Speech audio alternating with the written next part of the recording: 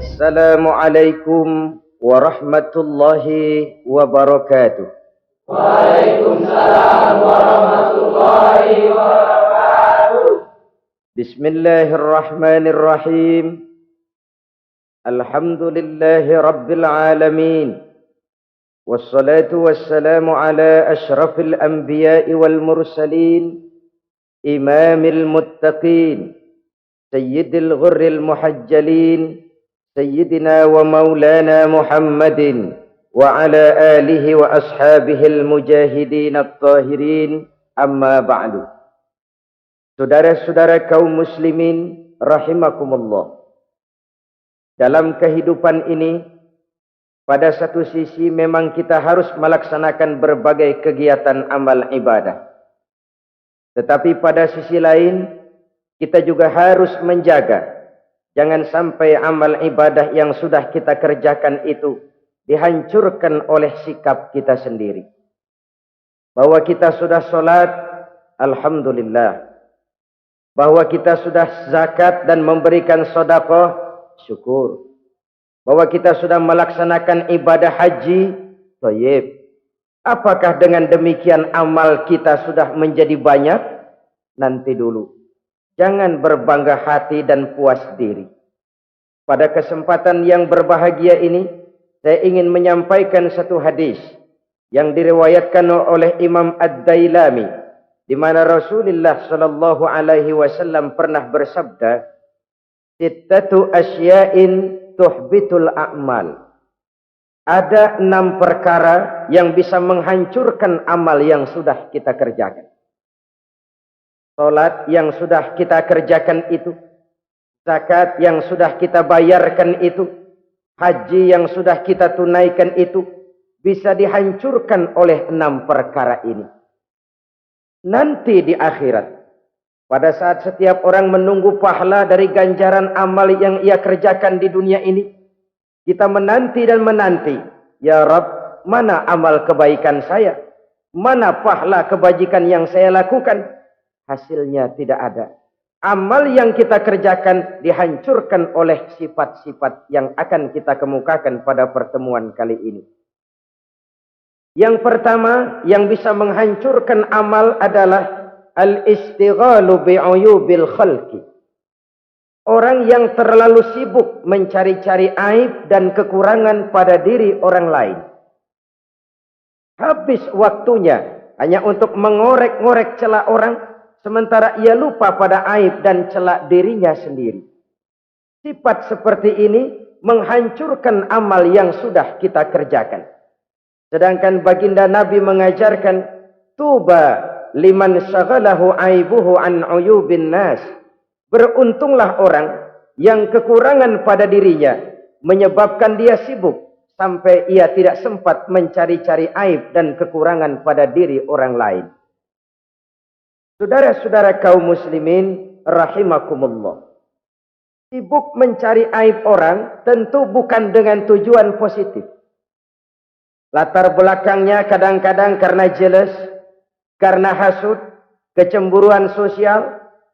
Sore, pagi, siang, malam kita korek-korek kesalahan orang dengan target hancur martabatnya, jatuh kehormatan dirinya, hilang nama baiknya, dilupakan dan terisolir dari tengah-tengah masyarakat.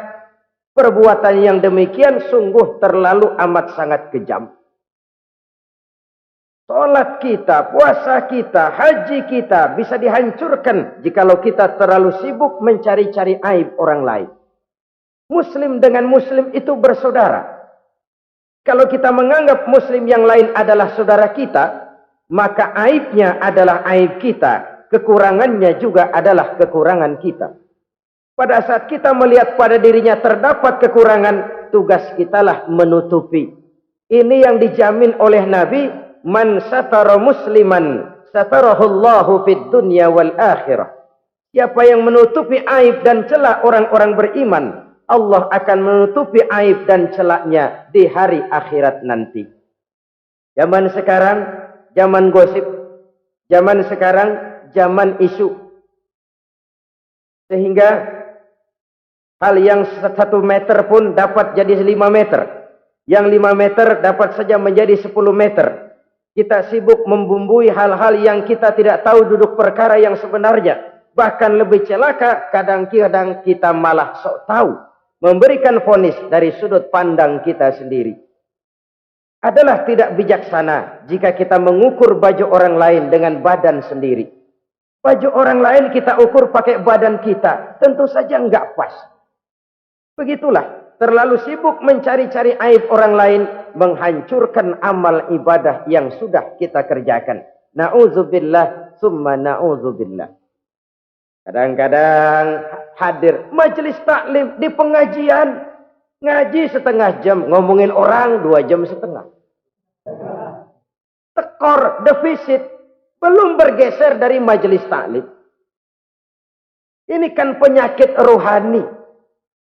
Di mana kedudukan kita antara sesama muslim bagaikan satu tubuh. Kalau yang satu sakit, yang lain ikut merasakan sakit.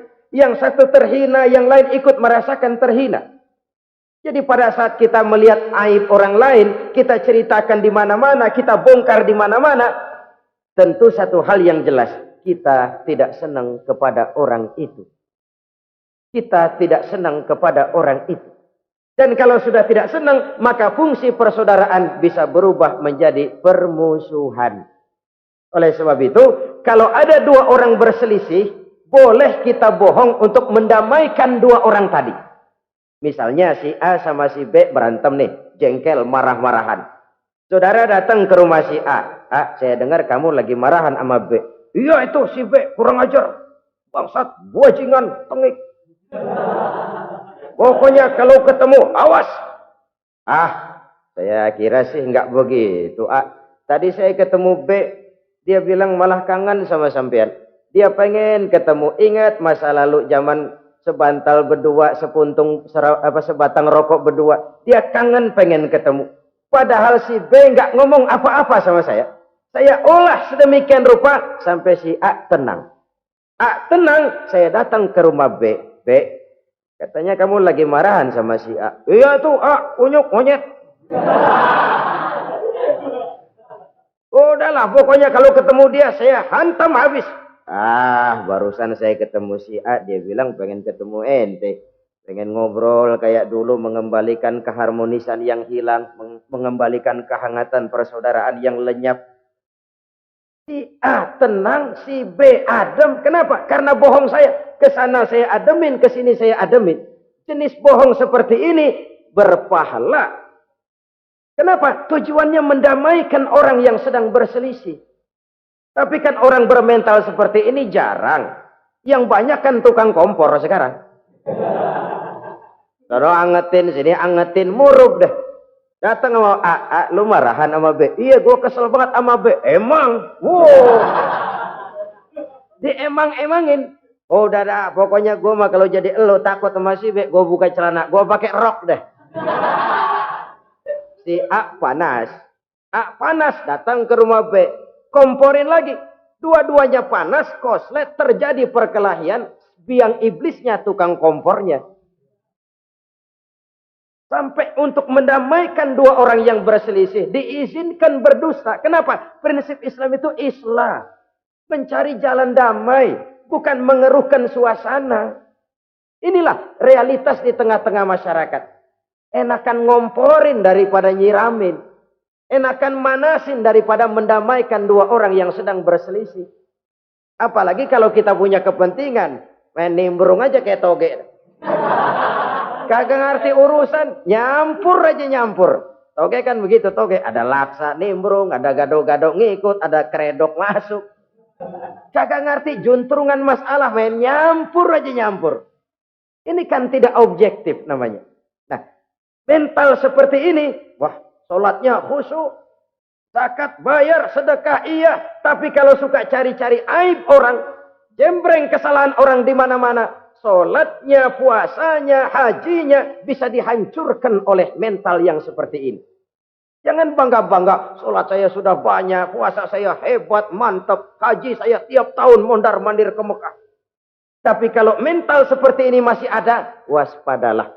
Amal yang kita kerjakan bisa hancur oleh mental, sikap mental kita sendiri. Ini yang pertama.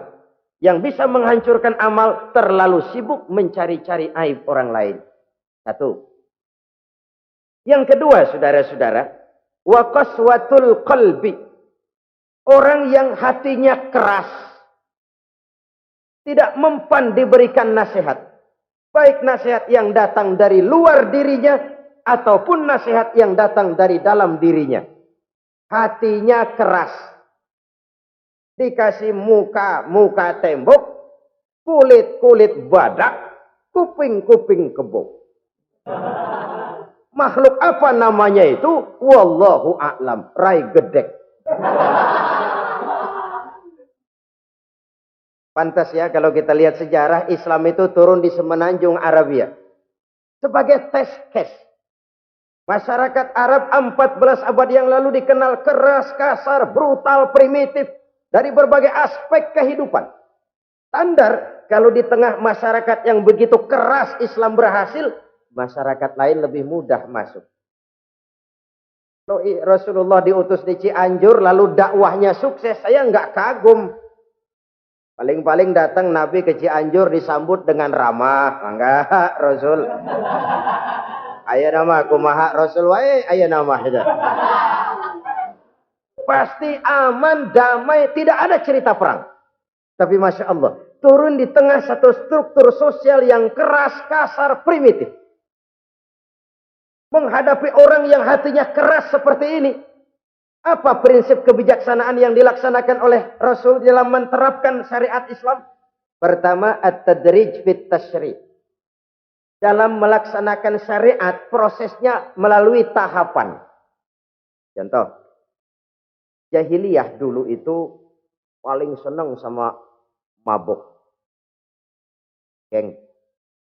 Pinteler.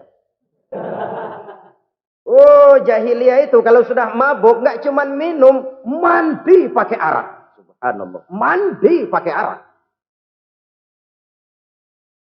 Menghadapi masyarakat yang seperti ini, apa strategi syariat Islam?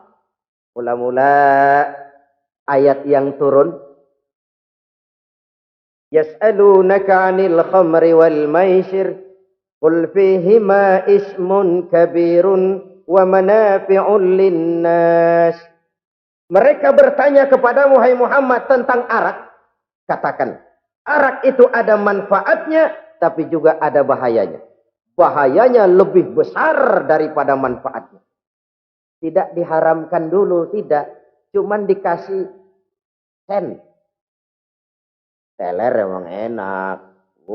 Melayang ke langit. Cuman ada bahayanya. Bahayanya lebih besar daripada manfaatnya. Dikasih gambaran, dikasih sen. Tidak diharamkan mutlak dulu, tidak. Bertahap dikit dulu. Nih. Urusannya begini nih. Ada manfaatnya, tapi ada bahayanya. Bahayanya lebih besar daripada manfaatnya. Jak rasio berpikir. Setelah tahu bahayanya lebih besar, kan dikit-dikit mulain jauh. Mulain ngurangin, jaga jarak. Setelah ada jarak, turun peringatan kedua. La taqrabus salata wa antum sukara. Jangan dekati solat kalau kamu lagi mabuk. Solat sehari semalam 5 kali. Berarti 5 kali mereka harus jaga diri. Jangan sampai mabuk. Makin jauh. Setelah jauh sekali, kira-kira tidak goyah. Turun vonis. Innamal khamru wal maisir wal ansab wal azlamu rijsun min amali syaitan fajtanibu la'allakum tuflihun. Arak itu najis, kotor, perbuatan setan. Jauhi, pasti kamu akan beruntung.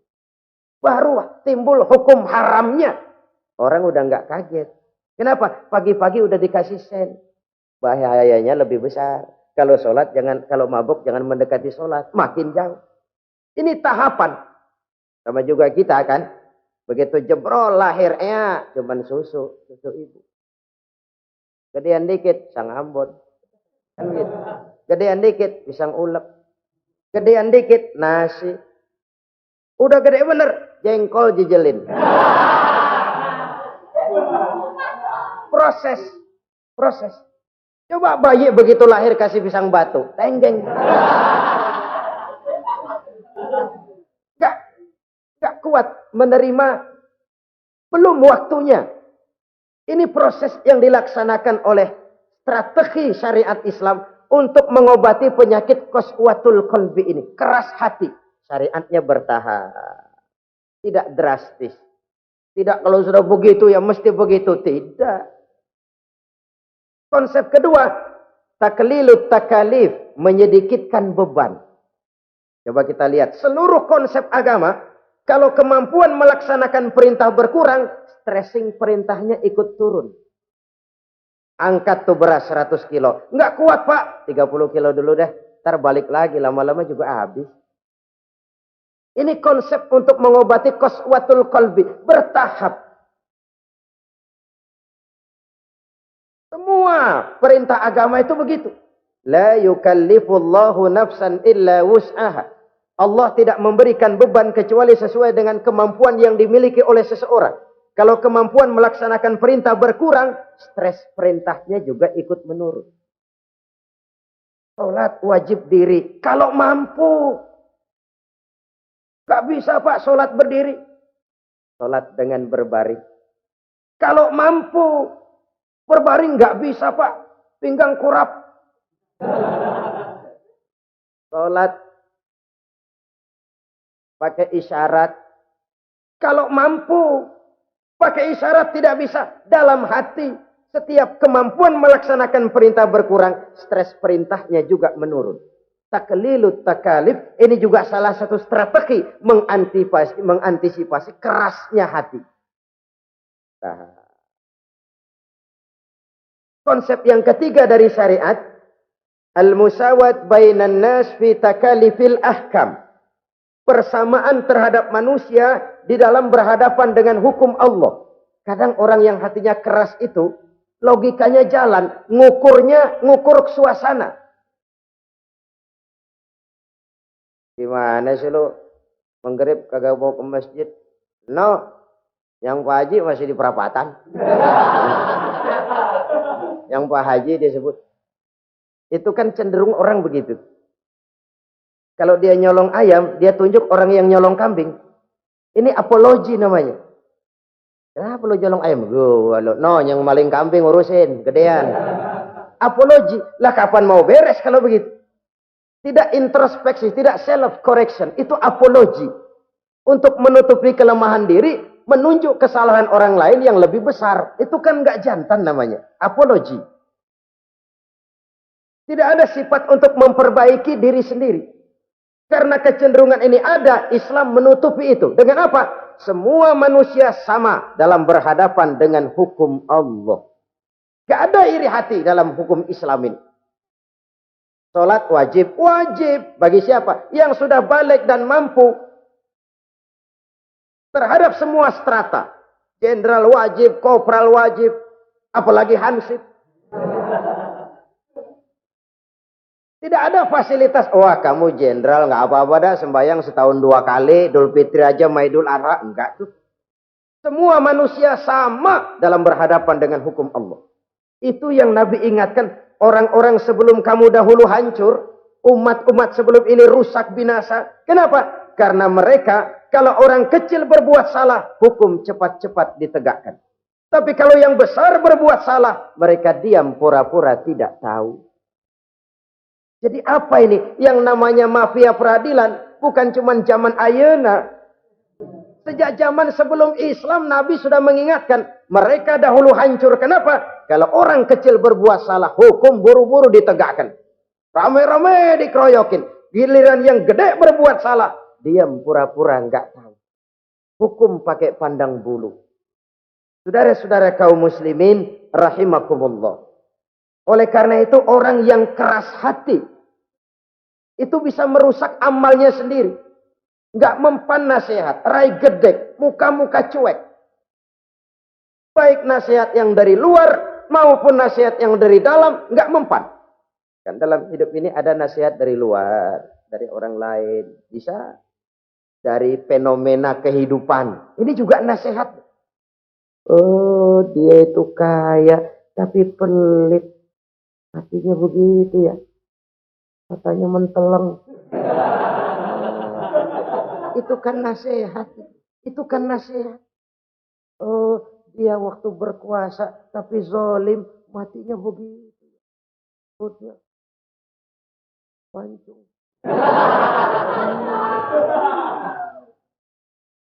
Fenomena kehidupan yang kita lihat, yang kita dengar, yang kita saksikan, itu semuanya bisa nasihat. Unzuru kaifa kana akibatul mukadzibin. Lihat kehidupan ini. Dunia ini kan sebuah sekolahan besar. Semua yang kita lihat, kita saksikan, kita pelajari, bisa jadi contoh buat kita. Orang yang bijak, yang bisa mengambil hikmah dari manapun datangnya. Baik dari yang baik maupun yang dari yang tidak baik. Saudara-saudara kaum muslimin rahimakumullah. Nasihat yang datang dari luar. Dari orang atau dari fenomena kehidupan. Atau nasihat yang tumbuh dari dalam diri sendiri. Perubahan organisme tubuh. Itu kan nasihat.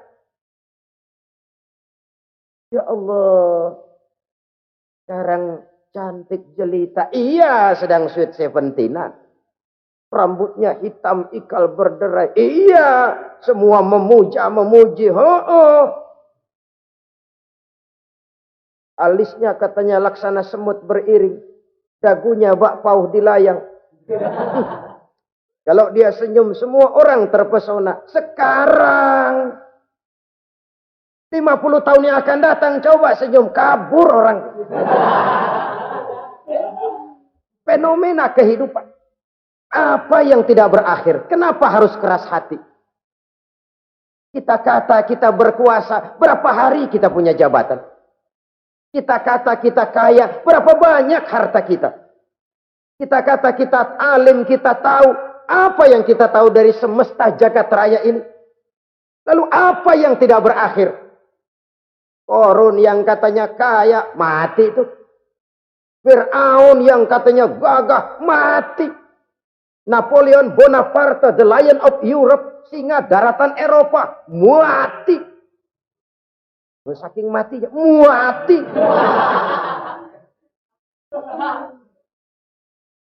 Kenapa harus keras hati? Kenapa tidak melihat perubahan fenomena alam sekitar ini? Apa yang tidak berakhir? Apa yang tidak selesai? Lalu apa yang mau kita sombongkan? Kenapa kita harus keras hati? Sehingga pantas dalam hadis kursi Allah menyatakan al-kibriya'u libasi. Sombong itu pakaianku. Manusia enggak pantas pakai pakaianku, kegedean. Pakaian Allah mau dipakai. Kalau Allah sombong, udah pantas aja udah.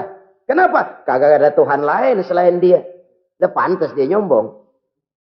Kita nyombong apaan?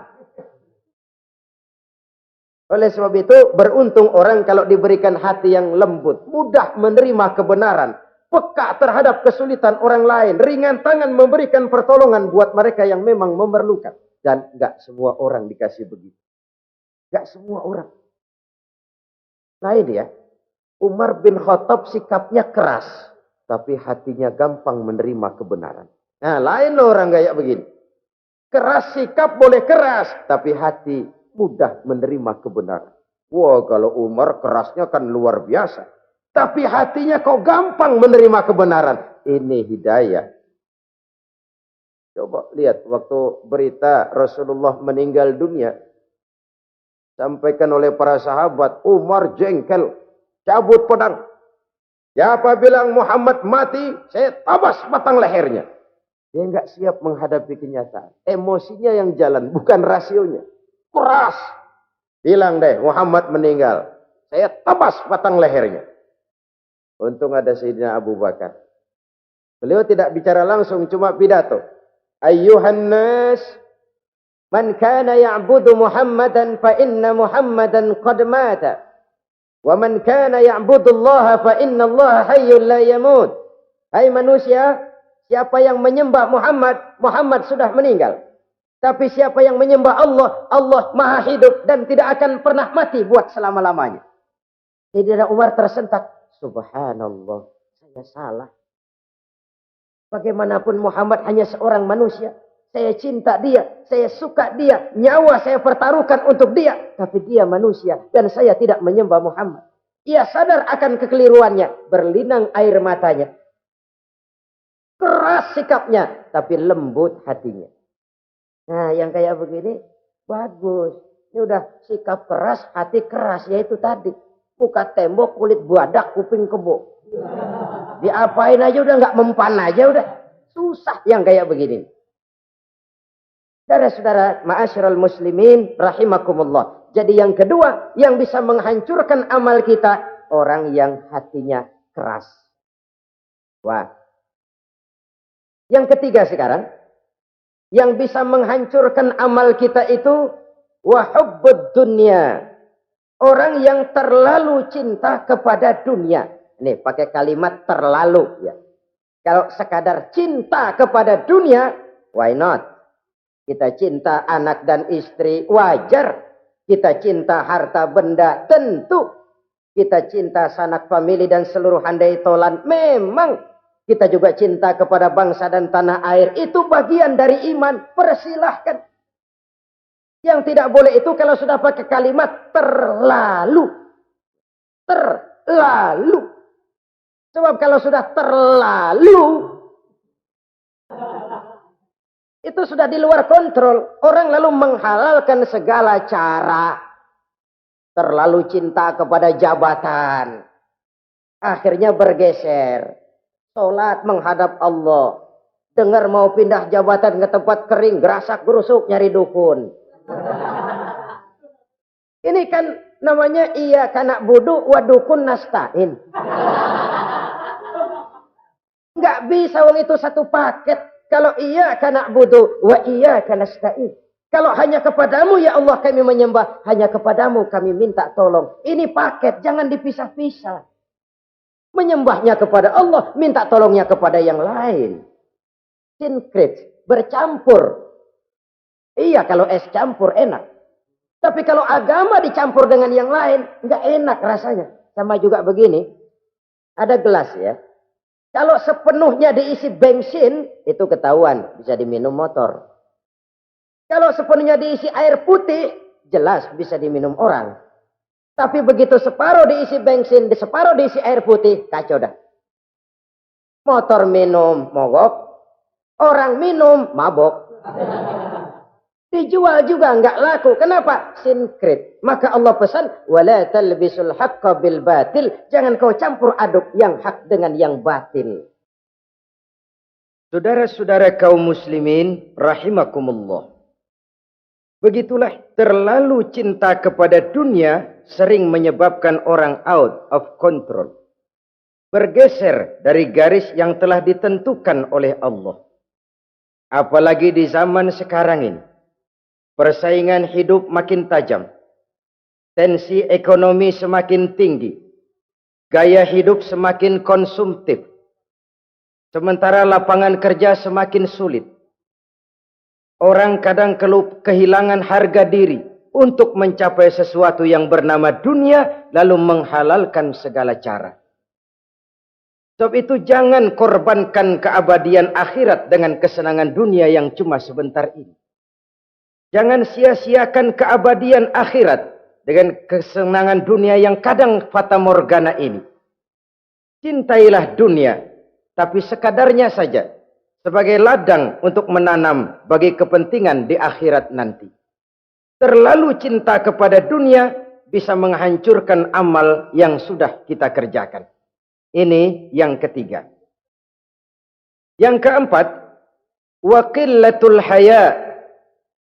Orang yang sedikit rasa malunya. Rasa malu merupakan bagian daripada nilai-nilai keimanan. Apabila rasa malu berkurang, artinya nilai iman juga ikut menurun. Kita melihat sekarang ini banyak orang pakai pepatah Arab dalam hidup ini. Bul ala zamzam fatu'raf, kata orang Arab. Kalau kepengen terkenal, kencingi sumur Zam-Zam. Itu bakal ngetop ke seluruh dunia. Sumur Zam-Zam dikencingin. Itu akan terkenal ke seluruh dunia. Terkenal apanya? Terkenal gilanya. Jadi apa maksud pepatah ini? Kalau pengen cepat terkenal, bikin yang aneh-aneh. Yang orang lain nggak kerjain, kerjain. Yang orang lain nggak pakai, pakai.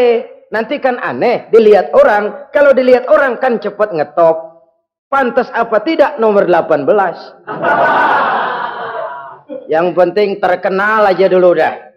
Artinya apa? Rasa malu dikuburin. Rasa malu disingkirin. Kalau sudah sedikit rasa malu, tidak terhalang melakukan perbuatan-perbuatan yang negatif. Satu contoh. Tujuan utama diperintahkan berpakaian itu kan menutup aurat. Tapi Rasul pernah mengatakan, satu saat nanti akan muncul perempuan, nisa'un, kasiyat, ariyat, ma'ilat, mumilat, ru'usuhunna ka'asnimatil bukhtil ma'ilat.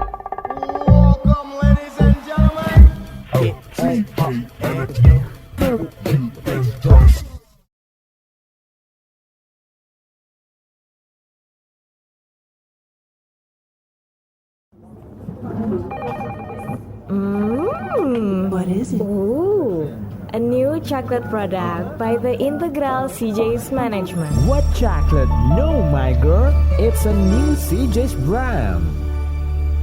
Kepalanya ditata begitu rupa persis kayak punggung onta. Itu rambut lagu apa tahu deh.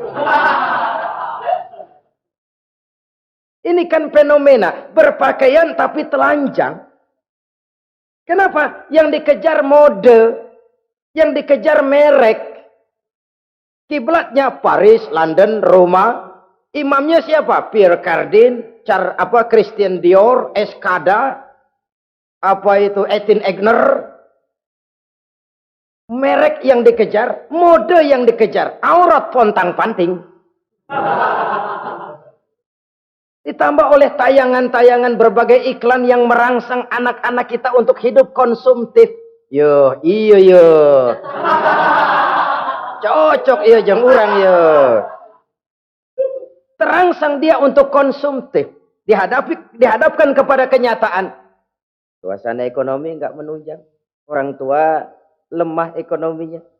Dia lihat sekelilingnya, ternyata yang lain juga begitu. Banyak teman senasib, kumpul. Disingkirkan rasa malu. Akhirnya tukang bajai ditodong. Qillatul haya, sedikit rasa malu. Kalau sedikit rasa malu, dia tidak terhalang lagi melakukan perbuatan-perbuatan yang negatif. Dan itu berarti menghancurkan amal-amal yang lain. Sebab itu budaya malu ini sangat penting. Coba kalau dia hinggap di hati seorang pejabat. Pejabat yang punya rasa malu, Masya Allah, membawa manfaat yang besar buat rakyatnya. Contoh saja ya, di Jepang itu ada Perdana Menteri Hosokawa, saudara-saudara dengar. Baru 8 bulan jadi Perdana Menteri. Dia dijuluki Mr. Clean, Mr. Bersih. Diisukan terlibat skandal, cuma 4-6 miliar rupiah. Itu pun buat kampanye kemenangan partainya. Diisukan begitu rupa, malu Hosokawa. Malu mengundurkan diri, baru 8 bulan jadi Perdana Menteri. Mundur, malu. Padahal Hosokawa nggak kenal ketuhanan yang Maha Esa. Nggak kenal. Tapi budaya malunya luar biasa. Nah kalau sudah pejabat nggak punya malu. Habis. Kan sekarang umpamanya nih. Ada impres desa tertinggal. Disunatin. Sampai marah betul itu Bapak. Para pimpinan negara kita itu. Tidak ada maaf bagi pejabat yang nyunatin IDT. Kenapa? Kan tipis rasa malu. Turun dari atas sunatin. Turun ke bawah sunatin. Turun ke bawah sunatin lagi. Nyampe bawah tetelan doang dikit banget. Kebanyakan tukang sunat. Saudara-saudara. Budaya malu yang nipis. Orang kaya kalau punya budaya malu. Bawa rahmat bagi lingkungannya.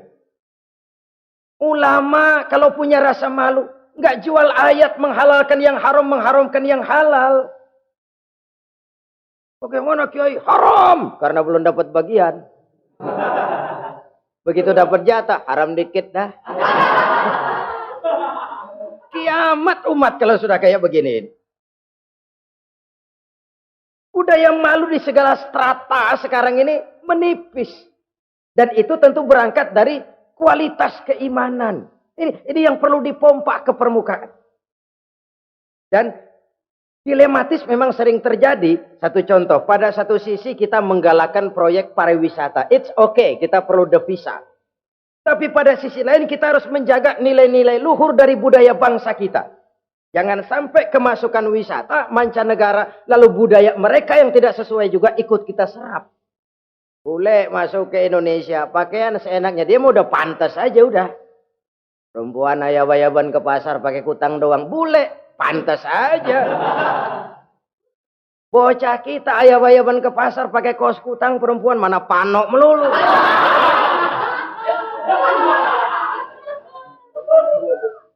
Menipisnya budaya malu. Ada standar bahwa mode. Hal kedua, merek apalagi. Yang pertama itu menutup aurat. Dari sisi berpakaian saja. Kalau anak-anak kita diracuni oleh yang namanya mode, diracuni oleh yang namanya merek, dia akan terbuai hidup dalam alam kepalsuan. Sekarang ini hidung pesek bisa dibikin mancung. Kulit keriput jadi kenceng. Operasi plastik. Pada sisi lain pengaruh duit juga luar biasa. Ya aki-aki keriput kalau habis gusuran kenceng lagi. Pasaran keras lagi. Oleh sebab itu budaya malu ini perlu kita kembangkan. Supaya di semua strata sosial memiliki budaya yang namanya malu. Sederhana memang, tapi tidak semudah mengucapkannya. Sampai-sampai dijadikan taruhan al-haya'u minal iman. Rasa malu itu bagian daripada iman. Dan malu yang tertinggi, kalau sudah punya malu kepada Allah, itu puncak. Puncaknya di situ. Kalau cuma malu sama mertua, ngaling aja dikit, dia kagak tahu deh. Kalau cuma malu kepada petugas keamanan, terlalu banyak tempat yang mereka nggak lihat. Tapi kalau sudah budaya malu kepada Allah, tidak sejengkal tanah pun terhalang dari pengetahuan Allah. Ini nantinya juga punya pengaruh sosial. Sosial kontrol sekarang juga sudah renggang. Dulu kalau ada hal yang dianggap aib, satu kampung tahu. Malunya selebar awak. Sekarang budaya hidup sudah individualis. Tetangga mau apa kayak cuek aja udah. Akhirnya orang anteng lah, nggak apa-apa ini, dah tenang aja dah, besok begitu aja lagi. Sosial kontrol juga sudah agak renggang sekarang ini. Kalau dulu orang punya rasa sosial kontrol yang begitu dekat. Oleh sebab itu, budaya malu merupakan bagian daripada iman. Orang yang sedikit rasa malunya bisa lepas kontrol. Kalau dia sudah lepas kontrol, dia bisa melakukan hal-hal yang merusak amal perbuatannya sendiri. Oleh karena itu, pada pertemuan kali ini, saya juga mengajak, mari kita tumbuh kembangkan budaya malu ini. Saudara-saudara kaum muslimin, rahimakumullah. Yang kelima, yang bisa menghancurkan amal kita, watulul amal. Orang yang terlalu panjang angan-angannya. Hidup dalam bayangan. Kakinya tercabut dari alam realitas. Mengharap burung terbang tinggi, tapi punai di tangan cepat-cepat dilepas. Akhirnya burung di tangan terlepas, punai juga tidak datang. Terlalu panjang angan-angan. Hidup cuma nunggu keajaiban. Yang diwiridin jikalau. Orang sudah kemana-mana dia masih anteng. Jikalau, andai kata, umpama misalnya. Islam bukan agama orang pemalas yang selesai sholat lalu berpangku tangan. Ada orang yang cuma sujud saja rezekinya mengalir. Ada. Ada orang yang cuma munajat di keheningan malam. Rezekinya mengucur. Ada. Tapi kan bukan kelas kita. Itu kelas antara dia dengan Allah, tidak ada jarak lagi. Orang-orang yang batinnya bersih. Doanya didengar. Permohonannya dikabulkan. Permintaannya cash. Kalau kita bisa bayang cuma nadah doang, nggak mau usaha, paling banter orang undang tahlil kita. sebesek campur geretan udah. Kita ini tahap yang bekerja, berusaha, berdoa, tawakal. Pernah dalam satu sholat Jumat Rasulullah di masjid, ada seorang sahabat Badui datang dari pedalaman mau sholat Jumat, turun dari onta cepat-cepat masuk ke masjid. Ditegur oleh Rasul, ontamu sudah kamu ikat? Belum ya Rasul. Kenapa? Saya tawakal kepada Allah. Marah Rasul. Keluar. Ikat ontamu. Masuk lagi ke masjid. Baru tawakal. Sederhana sekali. Tapi inilah gambaran kehidupan. Ikat ontamu baik-baik. Baru tawakal. Kalau nggak diikat. Udah tawakal. Terus hilang. Tawakalnya salah. Sudah diikat rapi-rapi. Masih hilang juga. Nah tawakalnya benar. Sudah usaha. Sudah ikhtiar. Toh hilang juga. Gambarannya sederhana. Ikat ontamu baik-baik. Lalu masuk ke masjid. Barulah engkau bertawakal. Jangan onta dibiarin keliaran. Lalu tawakal. Tawakalnya yang salah. Saudara-saudara kaum muslimin. Rahimakumullah. Islam mengajarkan keseimbangan. Kita wajib berusaha. Tapi tidak wajib untuk berhasil. Hasil itu hak prerogatifnya Allah. Berusahalah sebagaimana harusnya di satu sisi. Tapi minta tolonglah kepada Allah di sisi lain. Ada keseimbangan. Orang yang terlalu panjang angan-angannya biasanya malas bekerja. Terangsang ngejar kerjaan yang gede, yang kecil kagak dikerjain. Akhirnya yang kecil lewat, yang gede kagak datang. Padahal rezeki itu kan yang penting mudawamahnya ya, rutinnya. Biar banyak tapi begitu sekali datang banyak, begitu stop 10 tahun kagak datang terus. Sengsara juga. Yang penting mudawamah, continue-nya itu. Biarin duit sih banyak, asal rutin aja. Gak apa-apa. Tulul amal, terlalu panjang angan-angan. Hidup di alam bayangan. Terlepas kaki dari akar kenyataan. Hidup ini kan kenyataan, harus dihadapi secara nyata. Islam ini agama yang wajar, hiduplah secara wajar. Jangan melakukan sesuatu yang memang bukan makom kita di situ. Artinya apa? Kalau memang kita cangkir, lalu minta air seember, kan lebihnya mubazir.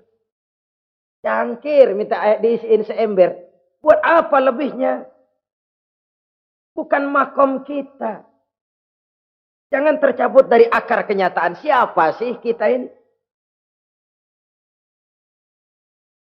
Jangan ibadah baru ala kadarnya, sikap udah kayak wali. Iyalah kalau wali cuma sujud, permohonannya makbul. Kenapa? Dia dengan Allah itu nggak ada jarak. Kita, lapisan dosa kita yang bikin jarak. Makanya sering dijelaskan ya. Kalau ada hadis, siapa yang baca Bismillahirrahmanirrahim, dia lewat di atas air, beku itu air, dia bisa jalan di atas air. Bismillah saja bisa jalan di air. Tapi kan soalnya kemudian, Bismillahnya orang yang bagaimana? Model kita, maaf lah, 1000 kali baca Bismillah, lewat di empang, tenggelam kita. Bukan Bismillahnya yang lain. Yang baca mentalnya, pribadinya yang lain. Makom kita belum di situ. Kalau memang makom kita masih harus berusaha, berusaha. Bahwa nanti Allah berikan rizki lewat jalan yang tidak kita sangka-sangka. Itu sih urusan Allah. Itu sih haknya Allah. Tapi urusan kita harus berusaha sebagaimana harusnya kita berusaha. Ya, emang jodoh dari Tuhan, apanya pakai nyari, nanti juga aja datang cuma nenek-nenek kali.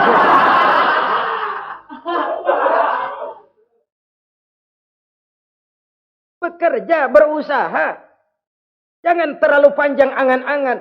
Hiduplah secara nyata, apa adanya, yang wajar-wajar saja.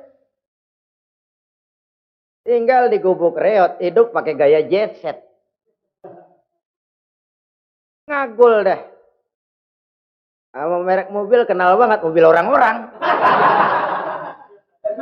Udah bukan main kalau ngomong deh. Di atas awan hidupnya. Di atas awan. Ngomong kagak ada yang kecil deh. Gak pakai juta udah. Miliar. Triliun. Ngerokok tetap aja ngombe. Silahkan mengharap burung terbang tinggi. Tapi punai di tangan jangan dilepas. Realitas apa? Idealisme boleh terbang setinggi langit. Tapi kaki tetap berpijak di alam realitas. Ayo kita ngambil contoh dari Rasulullah Sallallahu Alaihi Wasallam. Rasulullah itu kan dikasih mukjizat. Fasilitas. Tapi nggak ngandelin. Buktinya apa? Nabi hijrah ke Madinah. Itu kan manusia. Posisi kita terjepit. Ayo hijrah, hijrah, berangkat. Gak ngandelin Tuhan. Pojokin nih, dikepung. Kirim dah apaan kayak biar pada mampus nih orang ini. Enggak tuh. Enggak. Walaupun beliau punya mukjizat. Tapi enggak ngandeli. Kenapa kita enggak lihat itu? Perang Uhud kalah. Kalah. Berlumur darah dari kakinya yang mulia itu. Kalau ngandelin mujizat, apa pantas Nabi kakinya sampai berdarah? Apa pantas sampai kalah? Kenapa enggak rekes, simsalabim, hancur musuh? Tidak, beliau tidak tercabut dari akar kenyataan. Beliau manusia, hidup dan berjuang secara manusiawi. Perkara Allah mau kirimkan mukjizat, itu haknya Allah. Waktu di Taif, saudara masih ingat. Dilontari dengan batu, menghindar ke kebun anggur. Turun malaikat Jibril, Muhammad, innallaha amaroni an uti'ak. Allah perintahkan saya datang menemuimu di sini untuk mendengar komandomu. Sekarang apa mau kamu? Kalau mau kau orang Taif yang melontari kau dengan batu hancur, saat ini saya angkat Jabal Uhud. Saya timpakan mereka biar mati semua. Bagaimana? Dalam keadaan terpojok, dilemparin batu, dikeroyokin, menghindar ke kebun anggur, turun Jibril nawarin bantuan. Apa jawab Nabi? Jangan Jibril. Jangan. Saya diutus bukan buat ngancurin orang. Saya ini rahmah bagi alam. Tapi kamu disambitin. Biarin. Saya berjuang jangka panjang Jibril. Kalau sekarang mereka ingkar. Barangkali nanti anak-anaknya mau beriman. Saya tungguin anak. Kalau anaknya kafir lagi Muhammad. Cucunya. Oh, susah Muhammad, susah. Kenapa? Bagaimana bapak, begitu anak. Enggak begitu. Lalu mau kamu apa? Saya mendoakan mereka. Allahumma hdi qaumi fa innahum la ya'lamun. Ya Allah, berikan hidayah kepada mereka yang nyambitin saya. Karena mereka enggak tahu. Disambitin, berdarah, yang nyambitin didoakan. Pada satu sisi ini menunjukkan tingginya akhlak Nabi. Pada sisi lain ini menunjukkan Nabi juga mengatur strategi secara manusia. Tidak simsalabim. Tidak tercabut dari akar kenyataan. Padahal kita kalau lagi kepepet ada yang nolongin, kan demen banget. Kali mah kalau kita yang jadi nabi tuh, disambitin orang, turun Jibril, bagaimana hancurin? Sikat Jibril dah. Habisin aja, habisin. Hijrah ini usaha ikhtiar manusiawi. Perang kalah manusiawi. Putra tercinta wafat, berlinang air mata, manusiawi. Sakit, manusiawi. Padahal punya mukjizat. Tapi nggak ngandelin. Semua nabi juga gitu. Nabi Musa dikasih tongkat. Tapi berapa kali tuh tongkat dipakai? Waktu ngelawan tukang sihir. Waktu nyebrang di Lautan Merah. Itu aja. Selebihnya Nabi Musa berjuang secara manusia, berusaha. Gak mentang-mentang punya mukjizat tongkat, tiap dapat kesulitan, awas tongkat.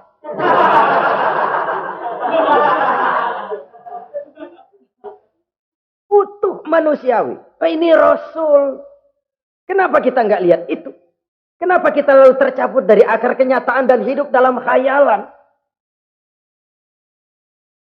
Sampai-sampai di satu anekdot yang menyentuh. Sekarang ini akibat tayangan-tayangan televisi begitu rupa. Ada seorang bapak ditanya sama anaknya. Pak, Tuhan sama Batman kuatan mana sih? Logikanya sudah dipenuhi oleh gambaran Batman. Bahwa Batman itu kuat, gagah, menolong yang lemah. Timbul logika. Kuatan mana sama Tuhan katanya. Pengaruh yang dia lihat itu membentuk opini. Sama juga sekarang coba lihat ibu-ibu. Kalau udah Cassandra, itu masakan ditinggal tuh angus di dapur. Angit tuh tempe. Saudara-saudara kaum muslimin, rahimakumullah. Begitulah yang kelima, yang bisa menghancurkan amal kalau orang terlalu panjang angan-angan. Hiduplah secara wajar karena Islam memang agama yang wajar. Jangan melakukan sesuatu yang memang bukan makom kita di situ. Jangan melakukan sesuatu yang memang bukan posisi kita di situ. Kullun ya'mal ala syakilatih. Jangan minta ayam menggonggong. Jangan minta kambing mengeong. Bukan bagiannya. Bukan bidangnya. Sama juga orang ngomong, apaan mubalik kerjanya ngomong doang. Sekarang kan zaman pembangunan. Mana ada mubalik ngurus irigasi. Nah, kalau mubalik ngurus irigasi, apa lurah mau ngajar fikih? Jangan tercabut dari akar kenyataan. Toh prinsip modern saja mengajarkan the right man on the right job. The right man on the right place. Orang harus ditempatkan sesuai dengan bidangnya. Jangan tercabut dari akar kenyataan. Inilah kita dan inilah yang harus kita lakukan. Hidup ini kenyataan. Hadapilah secara nyata. Perkara Allah mau membuat yang lain, itu hak prerogatif Allah. Bukan urusan kita. Yang terakhir saudara, yang keenam yang bisa menghancurkan amal kita. Wa zalimun la yantahi. Perbuatan zalim yang tidak sanggup dihentikan. Zalim kepada Allah. Zalim kepada makhluk. Atau zalim kepada diri sendiri. Ada orang zalim kepada Allah. Begini banyak nikmat yang diberikan Allah. Nggak sanggup dah kita ngitungnya. Dari bangun tidur sampai tidur lagi nikmat nggak pernah berhenti itu. Bahkan kita tidur sendiri. Sadar nggak kita waktu tidur nggak berdaya? Coba ketika kita ngorok pulas, andai kata kecoa 16 masuk ke kuping kita. Siapa yang mau jagain? Siapa yang mau jagain? Nikmat. Belum pernah nikmat Allah berhenti. Begini banyak nikmat yang diberikan. Dan Allah cuma minta satu. Syukuri nikmat itu. Kalau kamu syukuri, aku tambah. Kalau kamu ingkar, asal tahu saja azabku itu pedih, kata Allah. Orang yang zalim kepada Allah. Orang yang tiap hari memakan nikmat Allah. Tapi enggak pernah mensyukurinya. Akaltum ni'mata rabbikum walam tashkurulah. Kamu makan nikmat Tuhanmu. Tapi enggak pernah kamu bersyukur kepadanya. Itu zalim kepada Allah. Pak, dalam hidup ini kan kita dikasih waktu 24 jam sehari semalam. Sehari semalam, 24 jam. 24 jam itu Allah kan nggak minta semua. 5 waktu saja kau lapor kepadaku. Sholat. Sholat kalau bagus, 10 menit kan. Taruh dah tuh sholat bagus. Kilat, 5 menit dah. Kilat khusus 2 menit. Cepet dia nggak pakai perangko. Taruhlah yang menengah kita ambil 5 menit. Kalau 5 waktu, 5 kali 25, 5 kali 5 berarti 25 menit untuk lapor. Hei manusia, aku kasih kau hidup 24 jam. 25 menit kau lapor. Banyak yang berat. Padahal sisanya masih 23 jam 35 menit. Buah gambaran ini. Zalim kepada Allah.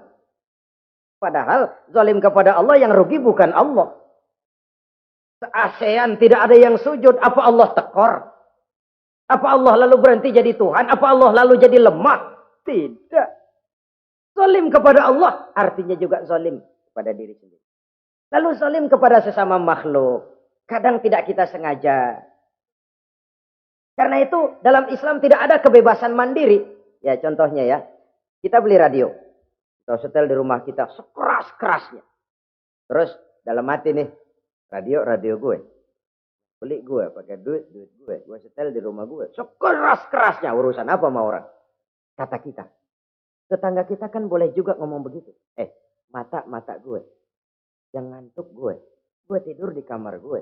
Ngapa suara radio lu masuk kemari? Ini kebebasan saya nyetel radio dibatasi oleh kebebasan tetangga saya yang mau tidur. Kalau saya perturutkan nafsu saya sudah zalim kepada dia. Zalim kepada orang lain. Dan yang banyak tidak kita sadari, zalim kepada diri sendiri. Membiarkan diri hanyut dalam munkarat dan tanpa ada usaha untuk menghentikannya. Tidak ada orang yang bisa mencelakakan diri kita terus menerus kalau bukan diri kita sendiri. Tidak ada yang bisa menyelamatkan diri kita kalau bukan kemauan kita yang tinggi untuk menyelamatkannya. Allah sudah ciptakan kita dalam bentuk yang paling mulia. Fi ahsani taqwim. Dari sekian banyak makhluk yang diciptakan Allah, tidak ada yang sekompleks, seindah, secantik manusia. Ini harus dijaga. Jangan posisi yang sudah tinggi ini kita rendahkan sendiri. Fi ahsani taqwim posisi kita. Tapi kita rendahkan. Kita kembali asfala safilin. Posisi yang paling rendah. Kita zalimi diri kita sendiri. Karena itu, zalim kepada Allah, zalim kepada orang lain, zalim kepada diri sendiri, akarnya sama, mendatangkan kerugian. Dan bisa merusak amal yang sudah kita kerjakan. Oleh karena itu, mari sama-sama kita berusaha. Pada satu sisi kita melaksanakan amal ibadah sebagaimana yang seharusnya, tapi pada sisi lain kita menjaga nilai-nilai ibadah. Jangan sampai hancur oleh perbuatan kita sendiri. Sekianlah jumpa kita kali ini. Insya Allah kita lanjutkan di lain kesempatan. Terima kasih atas segala perhatian. Mohon maaf atas segala kekurangan. Usikum wa nafsi bitaqwallah. Wassalamualaikum warahmatullahi wabarakatuh.